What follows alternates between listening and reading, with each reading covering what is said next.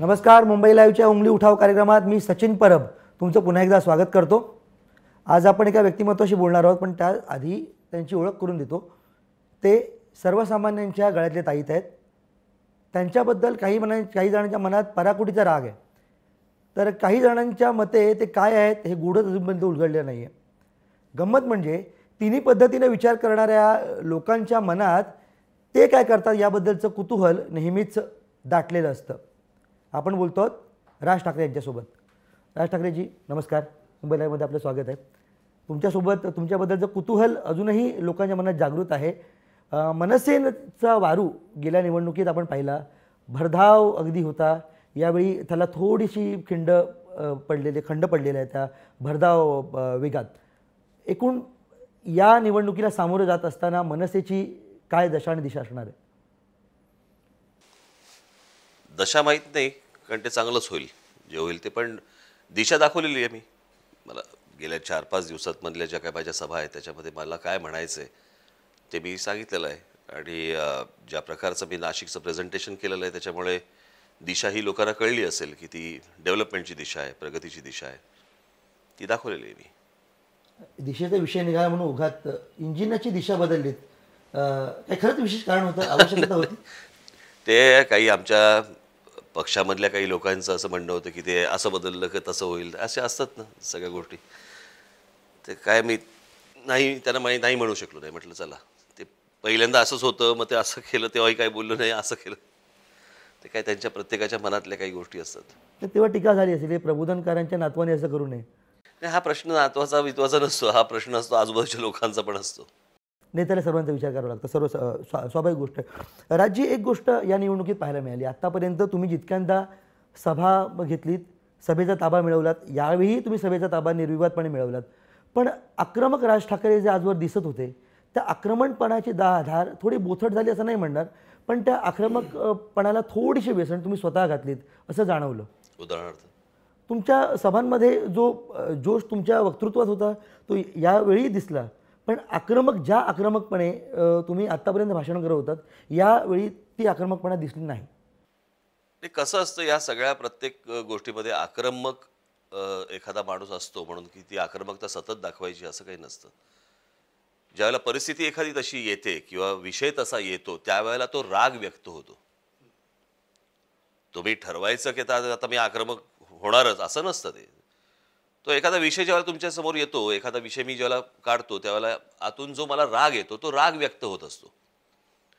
त्या रागाला तुम्ही आक्रमकता म्हणा किंवा अजून काही म्हणा, परंतु तसा विषय असेल तर ती गोष्ट होते, तसा विषय नसेल तर विनाकारण कोणी नुसतंच उगाच आक्रमक व्हायचं याला काही अर्थ नाही.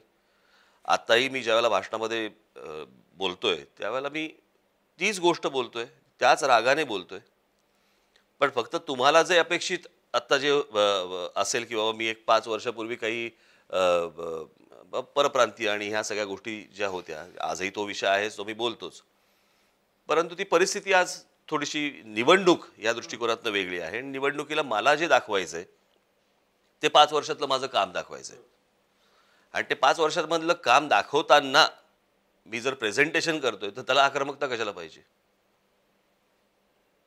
जिथे तसा विषय असेल, तसं जर माझ्या मनाला वाटलं आणि तो जर राग मला व्यक्त करायचा असेल तर मी करीन. पण सतत तुम्हाला तसंच दिसलं पाहिजे असं काही नसतं. म्हणजे तुम्ही ठरवून करतात. ठरवायचं काय, मनाला पटलं पण पाहिजे ना. समोरचा नुसताच तुम्हाला काय पाहिजे म्हणून मी बोलायचं असं नाही होत ना. मला काय पाहिजे हेच मी बोलणार ना. आणि मला काय पाहिजे हे त्यावेळेच्या परिस्थितीवरती किंवा त्यावेळेच्या विषयावरती ती गोष्ट अवलंबून आहे. तुम्ही म्हणजे उद्या जर समजा मी व्यंगचित्राचं डेमॉन्स्ट्रेशन देतोय तर तुम्ही म्हणाल की अरे आक्रमकता कुठे गेली, असं थोडी असतं. 2012च्या निवडणुकीत जे वातावरण होतं ते आता राहिलेलं नाही आहे, हे तुम्ही सुद्धा मान्य कराल. पुलाखालून बरंच पाणी वाहून गेलेलं आहे. 29 नगरसेवक तुमचे होते मुंबई महानगरपालिकेत, त्यातले बरेच जण आता साथ सोडून गेलेले आहेत. मुळात अशा अनेक नगरसेवकांची तक्रार आहे की राज ठाकरे नगरसेवकांना भेटत नव्हते. ते कसं आहे, शेवटी जाणाऱ्या माणसाला काहीतरी कारण सांगावं लागतं. प्रत्येक वेळेला इकडे येऊन भेटूनच जायचे. आता भाजपने ज्या थैल्या सोडल्या पैशाच्या त्याच्यावरती जे घरंगळत गेले ते घरंगळत गेले. पण ते घरंगळत जाताना पैशाचं कारण सांगणार नाहीत, काहीतरी वेगळं कारण सांगायला लागेल. त्याच्यामुळे ही सगळी कारणं सांगितली जात आहेत. पण गेले मुळात हे पैशासाठी गेले सगळेजण. आणि जे गेले ते एकटे गेलेत ना. पक्ष आहे तिथेच आहे. आणि ह्या सगळ्या ह्याच्यामध्ये पुलाखालून पाणी वाहत गेलं बिलं वगैरे वगैरे ह्या कशा असतात, ह्या शेवटी प्रत्येक वेळेला एक एक काळ असतो. त्या काळानुसार या गोष्टी सगळ्या होत असतात. तुम्ही जर बघितलं तर साधारणपणे 2014ला भारतीय जनता पक्षाची एक लाट आली, मोदींची एक लाट आली. ती 2014ला विधानसभेला पण राहिली. आज ती लाट आहे असं तुम्हाला म्हणता नाही येणार. जे 2014ला होतं ते 2014चा जो पीक गाठला होता तो आज नाहीये. आज फक्त जाहिराती करतायत, पैसे सोडतायत, परंतु लोकमानसामध्ये जे 2014ला होतं ते आज दिसत नाहीये. आणि तुम्ही माझं काय घेऊन बसलाय तो, ज्यांनी या देशावरती 49 वर्ष राज्य केलं त्या काँग्रेसची अवस्था बघा ना. मग जर 49 वर्ष राज्य केलेल्या काँग्रेसची जर ही अवस्था असेल तर 10 वर्ष वय असलेला एक पक्ष त्याला चढ उतार नाही का येणार. याच भारतीय जनता पक्षाची 2014च्या अगोदर काय परिस्थिती होती, काय हालत होती. आता ह्या पक्षाला आता तारले फक्त मोदींनी, ना फडणवीस आहे, ना अजून कोणी आहे, ना कोणी आहे. त्याच्यामुळे हे चढ उतार हे प्रत्येकाच्या आयुष्यामध्ये असतात, प्रत्येक राजकीय पक्षाच्या आयुष्यामध्ये असतात. तुम्ही जर ज्यावेळेला समुद्रावरती जाता त्यावेळेला सतत काय भरती नसते, भरती असते, कधी ओटी असते. आज भारतीय जनता पक्षामध्ये जे कोणी पैशाच्या लालसेने गेलेले असतील, लालसेने गेले असतील, उद्या ज्या वेळेला ही भरती ज्यावेळेला ओसरेल आणि ज्यावेळेला ह्याला ओटी लागेल त्यावेळेला ह्या करवंट्या परत किनाऱ्यावरतीच राहतील. या गोष्टी होत असतात. भरती आणि ओहोटीचा तुम्ही उल्लेख केला त्यावरून एक आठवलं. वयाच्या 58व्या वर्षी अमिताभ बच्चन यांनी ABCLचं पूर्ण कर्ज फेडलं आणि नव्यानं 100 कोटी रुपये उभे करून स्वतःला दिवाळखोर जाहीर करण्याऐवजी नव्यानं 100 कोटी रुपये उभे करून AB कॉर्पची सुरुवात केली. तेव्हा मी एक लेख लिहिला होता. त्या लेखाची पहिली ओळ होती की आतापर्यंत राखेतून उभं राहणाऱ्या व्यक्तीला फिनिक्सची उपमा दिली जायची, आता अमिताभ बच्चन म्हणावं लागेल. पक्षाच्या बाबतीत, मनसेच्या बाबतीत असं म्हणता येईल का? कारण जो मनसेचा प्रवास शिखराच्या दिशेने जात होता तो कुठेतरी खालच्या दिशेने सरकला. आता पुन्हा तुम्हाला शून्यापासून सुरुवात करावी लागते कदाचित. कशाला शून्यापासून सुरुवात करायला लागते? पक्ष आहे तिथेच आहे. शून्य कशाला म्हणतात? मतदानाचे आकडे हे वरती चढ उतार होतच असतात ना. मी परत तेच सांगितलं ना, ज्या भारतीय जनता पक्षाकडे 2 खासदार होते तो आज सत्तेत आहे, तो आज सत्तेत आहे, तो उद्या जाणार. जे सगळे लोक म्हणत होते की काँग्रेस संपली, आता नगरपालिकांच्या निवडणुकीला काँग्रेस परत वरती आली. भारतीय जनता पक्ष 52 साली जन्माला आलेला पक्ष, जो जनसंघ, ज्याचं 80 साली नामांतर झालं आणि भारतीय जनता पक्ष झालं, बरोबर, त्या पक्षाला आजही उमेदवार सापडत नाहीयेत. त्याचं काय करायचं? राज ठाकरेला सल्ला देताना सगळेजण सांगतात की नाही, राज ठाकरेची एकूण पक्षाची बांधणी नाही. मग 52 साली जन्माला आलेल्या पक्षाला जर 2017 साली पण जर उमेदवार सापडत नसतील तर ह्यांची कुठची आली बांधणी? मला असं वाटतं की या सगळ्या गोष्टींकडे, माझ्या राजकीय प्रवासाकडे पाहताना किंवा माझ्या राजकीय पक्षाकडे पाहताना बाकीच्या राजकीय पक्षांचा जर होमवर्क जर नीट झाला तर मला तुम्हाला समजू शकेल की साधारणपणे राजकारणामध्ये कशा कशा गोष्टी असतात, कोणकोणत्या गोष्टी असतात आणि कसे चढउतार असतात. म्हणजे 1995 साली जर समजा आपण बघितलं तर जे विलासराव देशमुख 36,000 मतांनी पडले होते ते 1999 साली महाराष्ट्र राज्याचे मुख्यमंत्री होते. आणि वसंतराव नाईकांनंतरचा सर्वात जास्ती काळ 8.5 वर्षाचा हा विलासराव देशमुखांचा होता. 95 साली सगळेजण म्हणत होते संपले. अशा अनेक माणसांच्या आयुष्यामध्ये ह्या घटना घडलेल्या आहेत, अनेक राजकीय पक्षांच्या आयुष्यात घडलेत. म्हणून कोणी संपत नसतं. मनसेचे अच्छे दिन येणार, अर्थातच येणार, म्हणजे काय विषयच नाही. तुम्हाला आणि हे जे सगळे जातात बितात नाही, हे सगळे फेरीवाले आहेत हो. आणि अनधिकृत फेरीवाले तुम्हाला कधीच दिसले नाहीत. आणि हे समोरच्या फुटपाथवरती आज धंदा चांगला आहे, मग हे दुसऱ्या फुटपाथवर जातात, कधी या फुटपाथवरती येतात. हे फेरीवाल्यांचं काम चालू असतं. वाघ जेव्हा शिकार करतो, नेहमी उदाहरण दिलं जातं राजकारणात किंवा आपण वाचतो अनेकदा, वाघ जेव्हा शिकार करतो 4 पावलं मागे जातो. सिंह जेव्हा पुढे चालत असतो काही पावलं गेल्यानंतर मागे वळून पाहतो. राजकारणात वाघ आणि सिंह हे 2 प्राणी वेगवेगळ्या पक्षांनी आपल्याकडे राखून ठेवलेले आहेत. पण ह्या दोन्ही गोष्टींमधला सामायिक मुद्दा असा, शिकार करणं म्हणजे आक्रमण आणि दुसरी गोष्ट म्हणजे आत्मपरीक्षण, मागे पाहणं. या 2 गोष्टी राज ठाकरे स्वतःच्या पक्षाच्या दृष्टीनं किती करतात? मी गरुड झेप घेतो आणि या सगळ्या सिच्युएशनकडे मी एक बर्ड आय व्ह्यू देतो.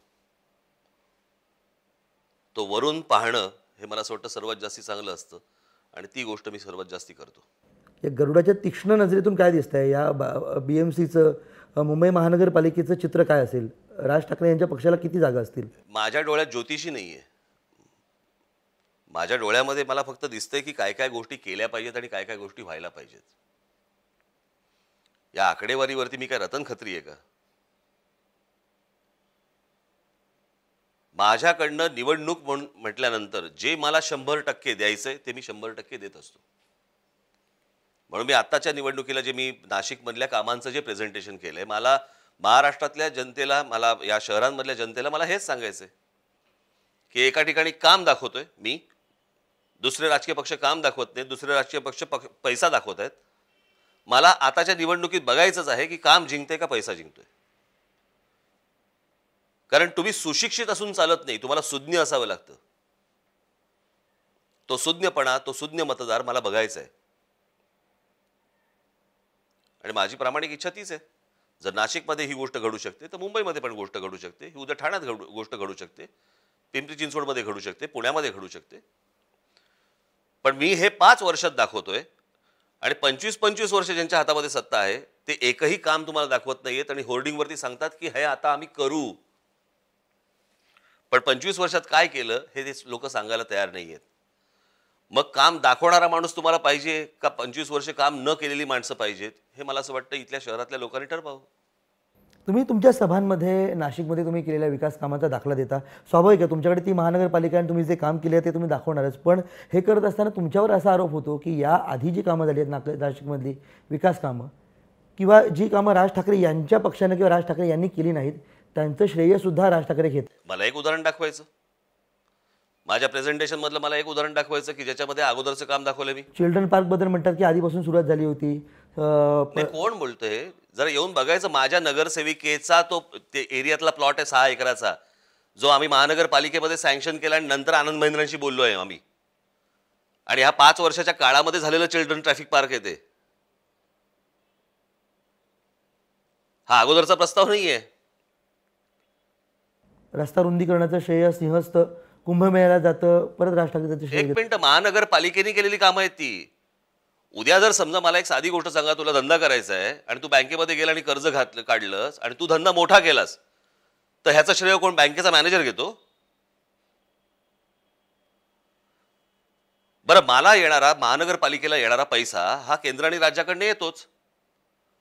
पण हे आत्ताचं जे केंद्र आणि राज्य सरकार आहे ह्यांच्याकडनं आलेला पैसा नाहीये, तो अगोदरच्या सरकारमध्ये सँक्शन झालेला पैसा आहे. आणि ह्या शहरांना येणारा पैसा उद्या का जपान किंवा अमेरिकेमधून येणार आहे का? या देशातनं येणार ना.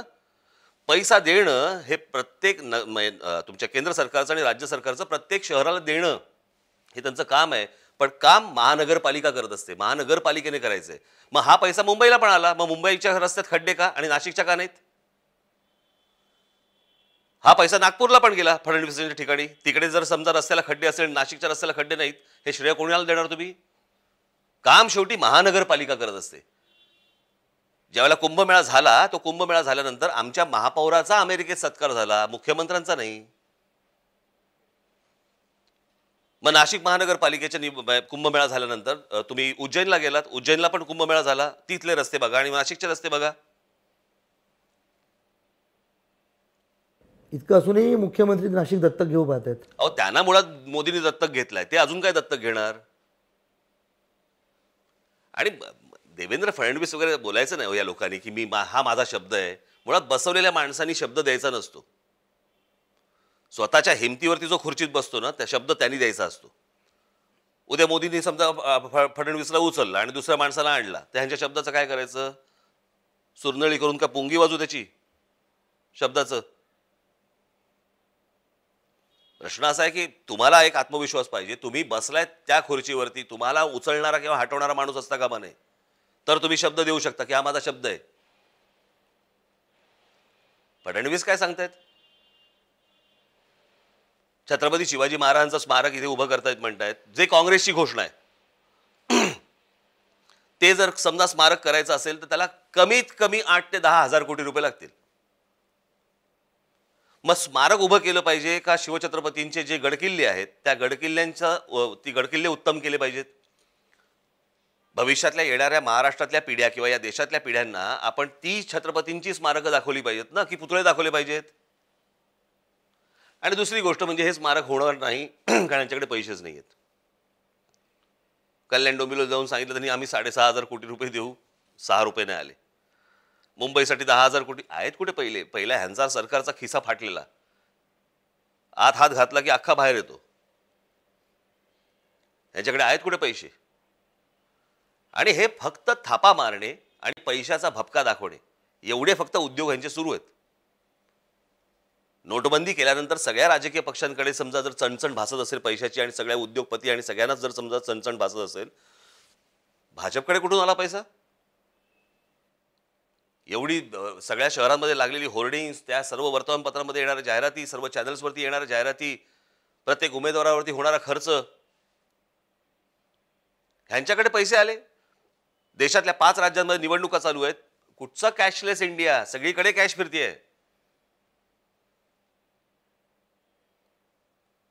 हे थापा मारून राज्यावरती आले आणि थापा मारूनच परत अजून राज्य चालवत आहेत. ह्यांच्याकडे दाखवण्यासारखी कुठचीही गोष्ट नाही. म्हणून मुख्यमंत्री पोस्टर बॉय झाले आहेत भाजपाचे. कारण शिवसेना आणि मनसेच्या बाबतीत मुद्दा वेगळा आहे. ते व्यक्ती केंद्रित, सकारात्मक अर्थाने व्यक्ती केंद्रित म्हणतोय पक्ष आहेत. पण भाजपासारखा पक्ष राज्याच्या संवैधानिक प्रमुखाला पोस्टर बॉय बनवतो. देवेंद्र फडणवीसांना वाटते की ते महाराष्ट्राचे मोदी आहेत असं त्यांनी स्वतःहूनच ठरवून घेतलेलं दिसतंय.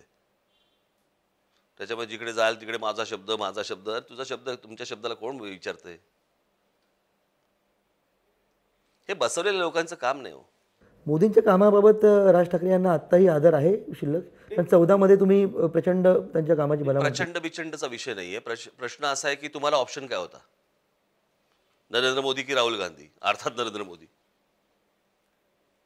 एक काम करायची पद्धत किंवा माझ्यासमोर जे चित्र उभं केलं होतं गुजरातमध्ये, मला असं वाटलं की त्या सगळ्या गोष्टींबद्दल एक माणूस चांगलं काम करू शकेल. प्रश्न असा आहे की काही भूमिका, काही धोरणं ही मला पटत नाहीत, त्याच्या विरोधात मी बोलणार. याचा अर्थ त्या व्यक्तीच्या बद्दल बोलणं असतं असं नसतं. विषय असतो त्या धोरणांबद्दलचा, विषय असतो त्यांच्या त्या एकूण त्या काही पॉलिसीज असतात त्यांच्या इतर ज्या गोष्टी. आता जसं नोटबंदी, उद्देश असेल चांगला पण तो फसला ना. इतक्या लोकांना रांगेत उभं केल्यानंतर जर आजही जर समजा तुम्ही आठवड्याला 24,000 रुपये काढू शकत असाल असं म्हणत असाल, तर मग 5 राज्यांमध्ये चाललेल्या निवडणुका आणि या राज्यामध्ये चाललेल्या 10 महानगरपालिकेच्या निवडणुका, जिल्हा परिषद पंचायत समितीच्या निवडणुका आणि अगोदर झालेल्या नगरपालिकांच्या निवडणुका, पैसे आले कुठून? भाजपकडे एवढे पैसे आले कुठून? म्हणजे नोटबंदी इतरांसाठी, भाजपने पैसे काढून घेतले.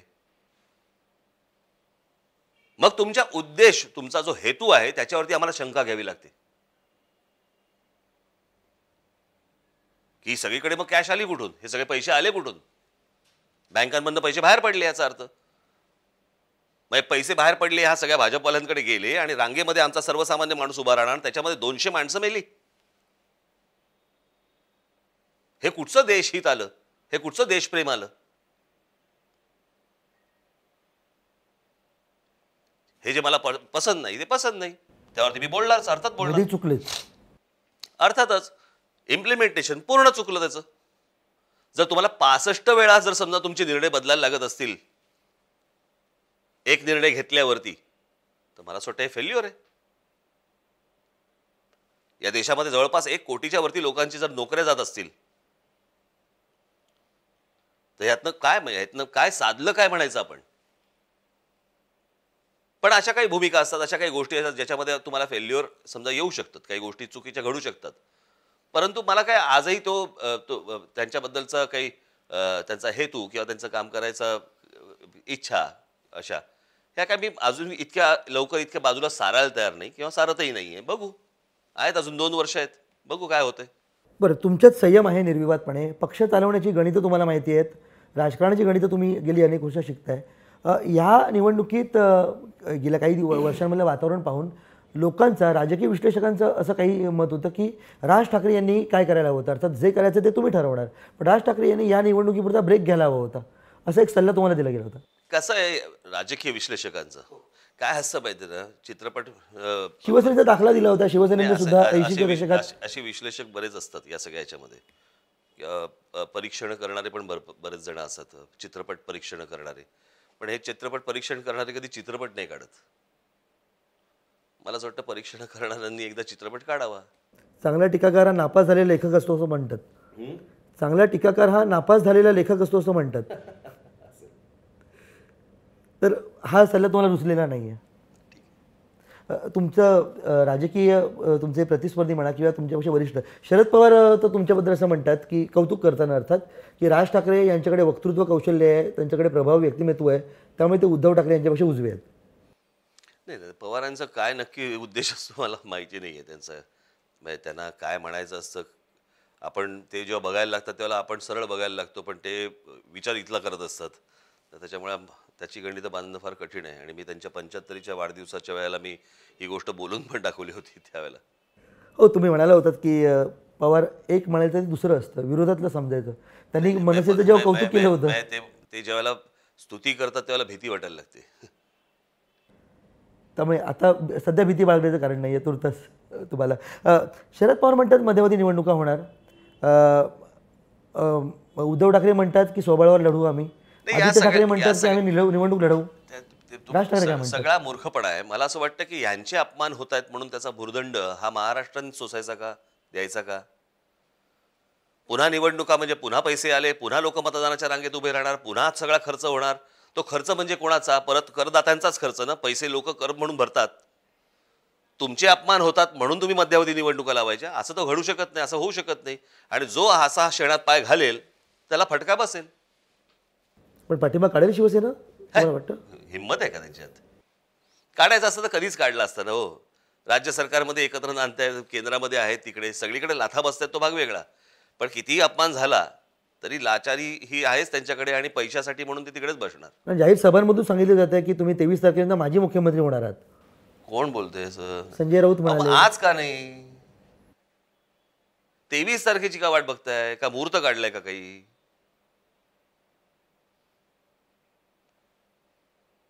काहीही बोलत असतात. हे फक्त कामं केली नाहीत हे कोणी विचारू नये याच्यासाठी म्हणून लक्ष डायव्हर्ट करण्यासाठीचा हा सगळा उद्योग आहे. आणि त्याच्यामध्ये तुमच्या सकट सगळेजण जात आहेत घरंगळत. नाही नाही, घरंगळत याचा अर्थ लक्षात घ्या. घरंगळत याचा अर्थ तुम्ही त्यांना तेच प्रश्न विचारताय ना.